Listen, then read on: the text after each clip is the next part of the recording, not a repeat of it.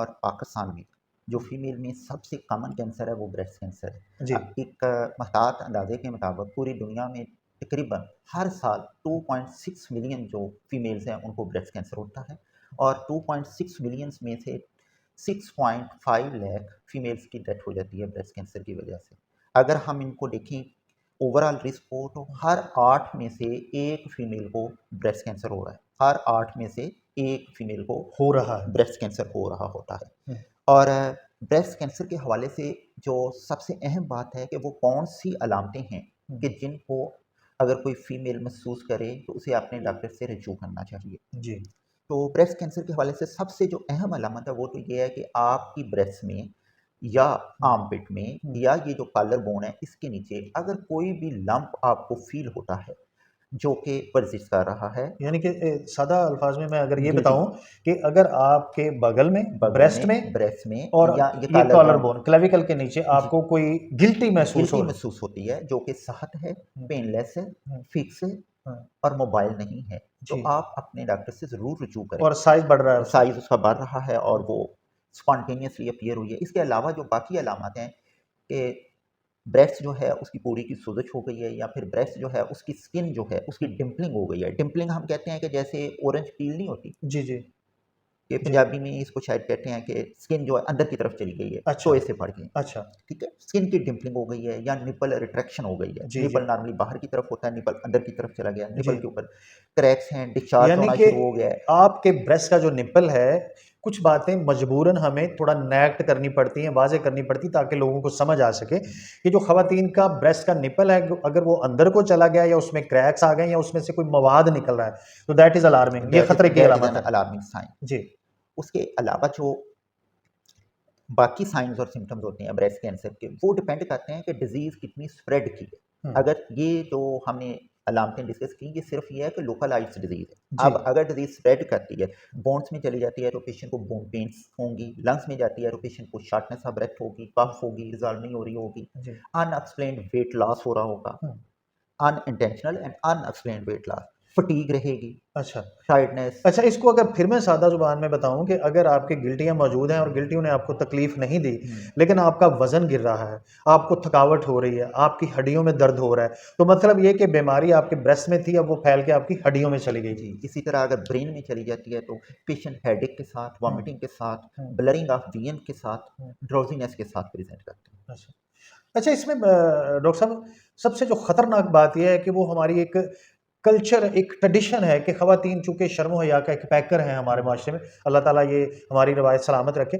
तो ख़वातीन अपनी इस प्राइवेसी को इवन अपने बाप या भाई या ख़ावंद के साथ भी डिस्कस करते हुए शर्माती हैं और उसका रिज़ल्ट ये आता है कि बीमारी एडवांस स्टेज पे चली जाती है और लेट डायग्नोज़ होती है, जिसकी वजह से उसमें फिर काबिल इलाज बीमारी नहीं रहती। तो इस हवाले से आप क्या नसीहत करना चाहेंगे? मैं डेफ़िनेटली ये एक हमारी सोसाइटी में बहुत बड़ी प्रॉब्लम्स हैं कि हम जो प्राइवेट प्रैक्टिस में या गवर्नमेंट सेक्टर में जो पेशेंट्स देखते हैं वो एडवांस स्टेज पे आते हैं। जी, और प्रोग्नोसिस जो होता है पेशेंट का वो इसी चीज़ पे डिपेंड कर रहा होता है कि पेशेंट को जब आपने ट्रीटमेंट स्टार्ट की वो अर्ली स्टेज में था या एडवांस स्टेज में था। अर्ली स्टेज वाले ऑलमोस्ट मेजॉरिटी ऑफ पेशेंट्स जो होते हैं वो क्योर हो जाते हैं, जी। जबकि एडवांस स्टेज लास्ट स्टेज में पेशेंट क्योर नहीं हो रहे होते।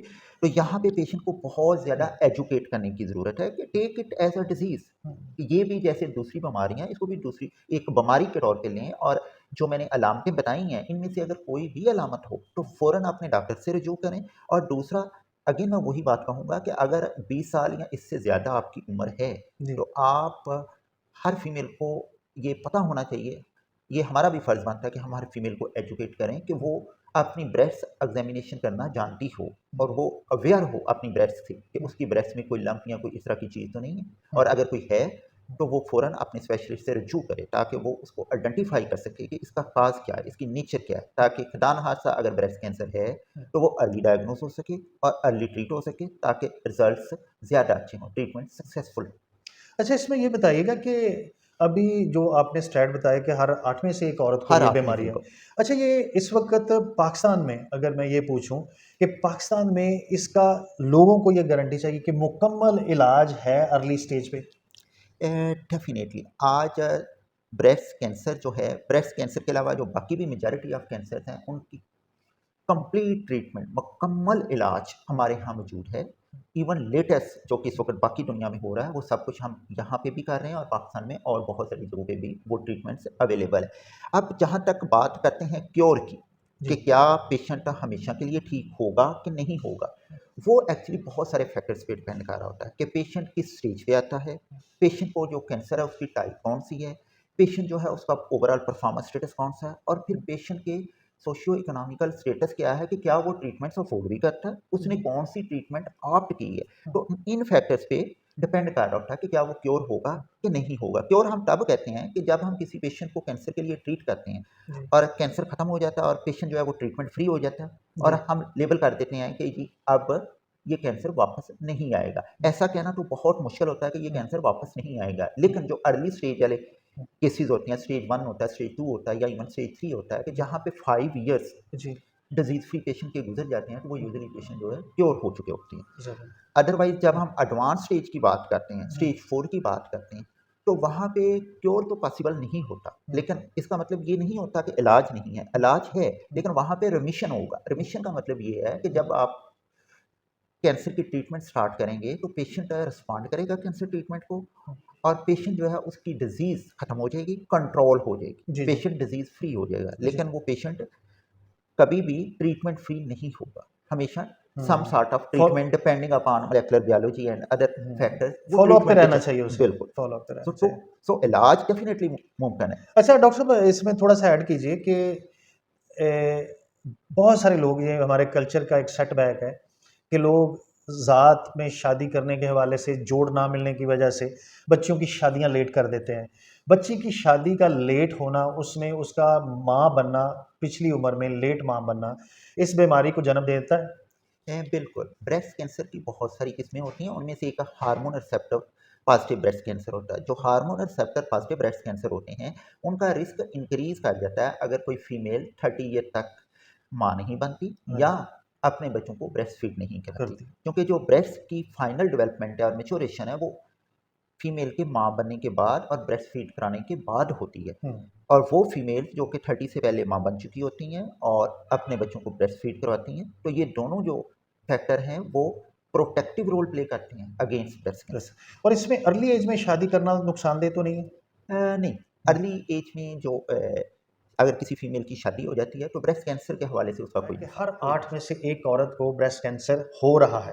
तो डॉक्टर साहब, इसकी कोई ना कोई तो एहतियात होगी कि जिनको अपनाने के बाद हम ये रिस्क फैक्टर कम कर सकें, वो ज़रा नाज़रीन के गोशगुज़ार करें। जी, बिल्कुल। हुँ, एक्चुअली जो ब्रेस्ट कैंसर के रिस्क फैक्टर्स हैं, उनमें से कुछ जो होते हैं, वो डेफ़िनिटली मॉडिफ़ाइबल होते हैं। मीन जी, कि उनको आप चेंज करके रिस्क को रिड्यूस कर सकते हैं। अगरचे कुछ रिस्क फैक्टर्स ऐसे भी होते हैं कि जिनको आप मॉडिफ़ाई नहीं कर सकते। जी, जैसे कि अगर कोई जेनेटिक म्यूटेशन है, तो उसको तो आप मॉडिफ़ाई नहीं कर सकते। जी, लेकिन जो मॉडिफ़ाइबल रिस्क फैक्टर्स हैं, उनमें से सबसे अहम तो है आपका लाइफ़स्टाइल। जी, अगेन जिसको हम तब्दील कर सकते जिसको हैं। आप तब्दील कर सकते हैं। हुँ, आप सेडेंटरी लाइफ़स्टाइल की बजाय अगर एक्टिव लाइफ़स्टाइल अपनाएँ जी, कि आप डेली बेस पे एक्सरसाइज करें एक्टिव या फिर वीकली 150 मिनट्स आप एक्सरसाइज करें मॉडरेट लेवल की, तो वो प्रोटेक्ट करती है आपको, ओवरऑल आपकी हेल्थ भी इंप्रूव करती है, ब्रेस्ट कैंसर का रिस्क भी रिड्यूस करती है। हाँ जी, ये मैं स्टेप बाय स्टेप जी, रिपीट करता जाऊँ कि अगर आप एक्टिव लाइफ़स्टाइल अपनाते हैं और 150 मिनट जी, वीकली वीकली, आप कोई ऐसी एक्सरसाइज करते हैं जिससे आपकी बॉडी एक्टिव रहती है, तो ये आपका रिस्क फैक्टर कम कर जी। देगी। नंबर 2 जी, नंबर 2 पे आप आइडियल वेट मेंटेन करें। आइडियल वेट मेंटेन हाँ, करें। जब आपका वेट ज़्यादा होता है तो बॉडी में कुछ चेंजेज़ होती हैं, हुँ, कुछ हार्मोन्स बनते हैं जो कि कार्सिनोजेनिक होते हैं, प्रमोट करते हैं कैंसर को। तो जी, अगर आपका वेट आइडियल आइडियल होगा, कंट्रोल्ड होगा, तो ना सिर्फ आपकी ओवरऑल हेल्थ इंप्रूव होगी बल्कि ब्रेस्ट कैंसर का रिस्क भी रिड्यूस होगा। हो जाए। नंबर 3 जी, डाइटरी मॉडिफिकेशंस। डाइटरी मॉडिफिकेशन, खाने में आप क्या तब्दीलियाँ ला के इस बीमारी से बच सकते हैं? रिसर्च ने आज की डेट में ये साबित कर दिया है कि जो प्लांट बेस्ड फूड्स हैं, जी, जी। जैसे कि फ्रेश फ्रूट्स हैं, वेजिटेबल्स हैं, हुँ, उनके साथ वो अगर आप वो लेते हैं तो जो रिस्क है breast cancer along with other cancer risk वो रिड्यूस होता है। रिड्यूस जबकि हो जो एनिमल बेस्ड फूड्स हैं, उनके साथ कैंसर का रिस्क इंक्रीज़ हो रहा होता है। जो स्मोक्ड फूड हैं या हुँ, फिर ये रेड क्योर्ड मीट है। फूड्स हैं, रेड मीट है, क्योंकि वो एक कंटिन्यूअस इन्फ्लेमेटरी प्रोसेस स्टार्ट करवा देते हैं बॉडी हुँ, में। अब हम मीट की अगर बात करते हैं तो वो लोग जो कि रेड मीट 18 ऑunces रफली 500 ग्राम बनता है, हाफ केजी बनता है, जी, तो डेली अगर इतना या इससे ज़्यादा ले रहे हों तो उनमें कैंसर का रिस्क ज़्यादा होता है। आधा किलो रेड बिल मीट खाने वाला शख्स जी, वो रिस्क फैक्टर पे है कि उसे कैंसर जी, होने के चांसेस लेकिन ज़्यादा जब हम रिस्क की बात करते हैं तो इट डज़ नॉट मीन कि ऐसा करने वाले हर बंदे को कैंसर हो जाएगा। इट ओनली मीन्स पॉसिबिलिटी कि बढ़ जाती है, उसमें रिस्क ज़्यादा है। रिस्क ज़्यादा है। अच्छा, एनिमल फैट से मुराद जी। आपका फिर इसमें दूध दही भी शामिल है, जी, तो ज़रूरत से ज़्यादा। ज़रूरत से ज़्यादा। और मीट में अगर हम कहें सबसे बेस्ट तो वो व्हाइट मीट है, जिसके साथ जिनमें आप फिश ले सकते हैं, फिश ले सकते हैं, व्हाइट चिकन ले मीट सकते हैं, नहीं फिश, सिर्फ fish, fish is better meat, और इसमें ब्रायलर शामिल नहीं है। ब्रायलर शामिल नहीं है। फिर हुँ, उसके बाद आती हैं हमारी सोसाइटी में तो खैर ये प्रॉब्लम नहीं है हुँ, अल्कोहल, जी, लेकिन बाकी दुनिया में ये भी एक बहुत बड़ी प्रॉब्लम है कि स्टॉप अल्कोहल, क्योंकि अल्कोहल भी ब्रेस्ट कैंसर का रिस्क इंक्रीज़ करती है। जी। ये भी एक फैक्टर है ये कि भी अगर आप अल्कोहलिक हैं तो जी, मतलब ये है कि यू आर ऑन रिस्क। जी। तो ये वो फैक्टर्स हैं कि जिनको आप हुँ, मॉडिफ़ाई कर सकते हैं। फिर जैसे आपने पहले क्वेश्चन पूछा कि हुँ, ब्रेस्ट फीडिंग और मैरिज के हवाले से, तो प्लान हमेशा ये रखें कि 30 से पहले अपनी फैमिली कंप्लीट करें, अपने हुँ, बच्चों को ब्रेस्ट फीड करवाएँ, हुँ, ताकि हुँ। आपका रिस्क जो है ब्रेस्ट कैंसर का वो रिड्यूस हो। ज़बरदस्त। अगर किसी बदनसीब बच्ची की माँ को या उसकी आंटी को या उसके ख़ानदान में दादी-नानी को ये है प्रॉब्लम, तो उसके लिए बेचारी के लिए क्या ऑप्शन है? सेफ्टी ऑप्शन क्या है या प्रिकॉशनरी मेजर्स क्या है? क्योंकि इसकी मिसाल हमारे पास एंजेलिना जोली की थी, जिसके बायोलॉजिकल जीन्स में ये आया था और उसने एडवांस मिस्टेक्टमी करवा दी थी। तो पाकिस्तान में तो ज़ाहिर है कि बड़ा मुश्किल है लोगों का ऐसे एडवांस सोचना, क्योंकि अब हम बहुत सारी चीज़ें तकदीर पे छोड़ते हैं, खुद एफर्ट नहीं करते। तो इस हवाले से आप क्या ऐड करना चाहेंगे? जी, आपने बहुत इम्पोर्टेंट और रेलेवेंट क्वेश्चन किया है ये। हुँ, एक्चुअली जिनकी फैमिली हिस्ट्री बहुत स्ट्रांग होती है, जो हुँ, फर्स्ट डिग्री रिलेटिव्स को, मदर्स को, आंट्स को या फिर सिबलिंग्स को हुँ, ब्रेस्ट कैंसर या फिर अदर रिलेटेड कैंसर्स हो रहे हैं, तो उनकी जेनेटिक म्यूटेशनल एनालिसिस हम सजेस्ट करते हैं। जी। जो मोस्ट प्रेवेलेंट म्यूटेशन है BRCA1 एंड BRCA2, वो हम टेस्ट करवाते हैं और पाकिस्तान में ये टेस्ट हो रही है। हुँ, ये रफली कास्ट करती है कोई 70,000 के करीब। तो हुँ। अगर कोई BRCA पॉजिटिव आ जाते हैं, यानी कि अगर किसी की माँ को या किसी के खानदान में ये चीज़ मौजूद है, तो फैमिली हिस्ट्री उनकी है बच्चियाँ जी, ये इस टेस्ट की तरफ आ सकती जी, हैं। तो हम उनकी BRCA टेस्टिंग करवाते हैं। हुँ, और वो फैमिली जिनमें ब्रेका टेस्ट पॉजिटिव आ जाते हैं, उनमें अब ब्रेस्ट कैंसर का रिस्क, जी, स्पेशली BRCA1 के साथ, वो 80% तक हो जाता है। और साथ ही ओवेरियन कैंसर जो है उसका रिस्क 50% तक इंक्रीज कर जाता है। जी। तो ऐसे सिनेरियो में उन्हें फ़ौरन अपने स्पेशलिस्ट से रब्ता करना चाहिए, हुँ, ताकि वो रिस्क रिड्यूसिंग हुँ, ऑप्शंस आपको सजेस्ट कर सकें। तो जहाँ तक आपने एंजेलिना जोली का नाम लिया, तो एंजेलिना जोली की मदर को, ग्रैंडमदर को, आंट को हुँ, ब्रेस्ट कैंसर था और वो ब्रेका पॉजिटिव थी। हुँ, सो डॉक्टर ने उनको बताया कि भई आप में 80% चांस है कि आपको ब्रेस्ट कैंसर होगा। तो जी, उन्होंने रिस्क रिड्यूसिंग मस्टेक्टमी करवाई, प्रोफिलैक्टिक, हुँ, दोनों साइड की ब्रेस्ट उतरवा दी और बाद में रिकंस्ट्रक्टिव सर्जरी करवा दी। हुँ, इससे क्या हुआ, इससे उनका जो ब्रेस्ट कैंसर का रिस्क था वो रिड्यूस हो गया। हुँ, एक्चुअली उन्होंने इससे पहले हुँ, 2 साल पहले बीएसओ भी करवाई थी, बायलैटरल सल्फिंचो ओफोरेक्टमी, मतलब कि अपनी दोनों ओवरीज़ भी निकलवा दी थी, हुँ। ताकि उनका एहतियातन। एहतियातन कि हुँ, ओवरीज़ का भी हुँ, जो कैंसर है उसका भी रिस्क रिड्यूस करें। So hmm, in high risk families hmm, this is an option hmm, कि जो आप अवेल कर सकते हैं कि अगर हुँ, ब्रेका पॉजिटिव हैं तो आप रिस्क रिड्यूसिंग मस्टेक्टमी और रिस्क रिड्यूसिंग सल्फिंचो ओफोरेक्टमी करवा सकते हैं। तो अगर किसी की फैमिली हिस्ट्री इतनी स्ट्रांग है तो उसे तो ज़रूर अपने कंसल्टेंट को हुँ, कंसल्ट करना चाहिए, ताकि वो उनकी स्क्रीनिंग स्टार्ट कर सके। क्योंकि हुँ, नॉर्मली जैसे मैंने बताया कि आप 40 ईयर्स में जाके स्क्रीनिंग स्टार्ट करते हैं, लेकिन जिनकी फैमिली हिस्ट्री इतनी स्ट्रांग हो उनमें हम बहुत अर्ली स्क्रीनिंग स्टार्ट कर देते हैं और मोर फ्रीक्वेंट स्क्रीनिंग स्टार्ट कर रहे होते हैं। तो उनके जो स्क्रीनिंग शेड्यूल्स हैं वो डिफरेंट होते हैं। तो हुँ। अगर किसी की फैमिली हिस्ट्री इतनी स्ट्रांग है तो उन्हें फ़ौरन अपने स्पेशलिस्ट के पास जाना चाहिए। अच्छा डॉक्टर साहब, ये मर्दों में इस हवाले से भी अगर आप सोचें कि कोई जेनेटिकली कन्वर्शन है, उसमें मर्दों के लिए क्या रिकमेंड करेंगे? ओके, बिल्कुल, हुँ, ये मेल्स जो होते हैं उनमें भी ब्रेस्ट कैंसर होता है। अब फीमेल जो है इटसेल्फ एक रिस्क फैक्टर है ब्रेस्ट जी, कैंसर के लिए, तो 99% जो होता है वो तो फीमेल्स में हो रहा जी। होता है और 1% जो होता है वो मेल्स में ब्रेस्ट कैंसर हो रहा है। तो लेकिन अगर इसमें हम जी, दूसरे कैंसर की तरफ आ जाएँ, जो मर्दों को जेनेटिकली हो सकते हैं। जी बिल्कुल, ब्रेका के साथ जो अदर एसोसिएटेड कैंसर्स हैं वो पेंक्रियाज का है या फिर प्रोस्टेट का है। तो पेंक्रियाज में तो खैर हम स्क्रीनिंग रिकमेंड नहीं करते, अच्छा। क्योंकि वो स्क्रीनिंग जो है फॉल्स पॉजिटिव रिजल्ट्स दे के तो उसमें हुँ, आउटकम जो है वो इम्प्रूव नहीं कर रहा होता। जी। हाँ, प्रोस्टेट में शेयर्ड डिसीजन ज़रूर है हुँ, कि पेशेंट जो हुँ, 55 ईयर या फिर इससे ज़्यादा हैं, हुँ। तो उनको हम शेयर डिसीजन करके स्क्रीनिंग सुजेस्ट कर रहे होते हैं। ये पॉसिबल है। जी, डॉक्टर साहब, आपने रिकमेंड किया कि जो 20 साल से ऊपर की ख़वातीन हैं, उन्हें सेल्फ एग्ज़ामिनेशन करनी चाहिए, बज़ाते खुद अपने जिस्म का मुआयना करनी चाहिए, और जो 40 से ऊपर ख़वातीन हैं, उन्हें मैमोग्राफी की तरफ जाना चाहिए।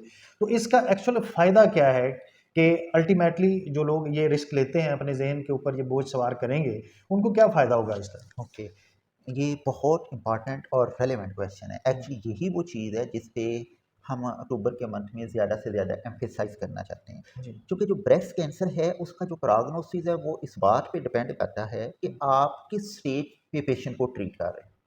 तो जो स्क्रीनिंग है, हुँ, स्क्रीनिंग से ये होगा कि पेशेंट जो है सिम्प्टोमेटिक होने से पहले डायग्नोज़ हो जाएगा, हुँ, अर्ली स्टेज पे डायग्नोज़ हो जाएगा। हुँ, अगर अर्ली स्टेज पे पेशेंट डायग्नोज़ होता है, तो उसका प्रोग्नोसिस हुँ, और चांस ऑफ क्योर बहुत ज़्यादा है हुँ, एज़ हुँ, कंपेयर्ड कि पेशेंट जो है लास्ट स्टेज में हमारे पास आए। हुँ, यूजुअली हम अपनी प्रैक्टिस में ये देखते हैं कि पेशेंट हमारे पास स्टेज 3 या 4 एडवांस स्टेज में आ रहे होते हैं जी, और एडवांस स्टेज में पेशेंट का क्योर पॉसिबल नहीं होता। डिसीज़ हुँ, कंट्रोल तो हो सकती है, हुँ, लेकिन क्योर पॉसिबल नहीं होता। जी, तो जी। स्क्रीनिंग के पीछे आइडिया ये है कि हम पेशेंट को अर्ली स्टेज पे पिक करें, अर्ली स्टेज पे ट्रीट करें ताकि वो सारे के सारे पेशेंट ठीक हो सकें। जी। जी, ये सेफ्टी प्रिकॉशन इस नुक्ता नज़र से रिकमेंड की जाती है स्क्रीनिंग की, सेल्फ एग्ज़ामिनेशन की, कि इसमें आपकी जो बीमारी है वो अर्ली डायग्नोज़ हो सके और अर्ली डायग्नोज़ होने की वजह से बीमारी में इलाज का सक्सेस रेट बढ़ जाता है, आपकी जान बच सकती है।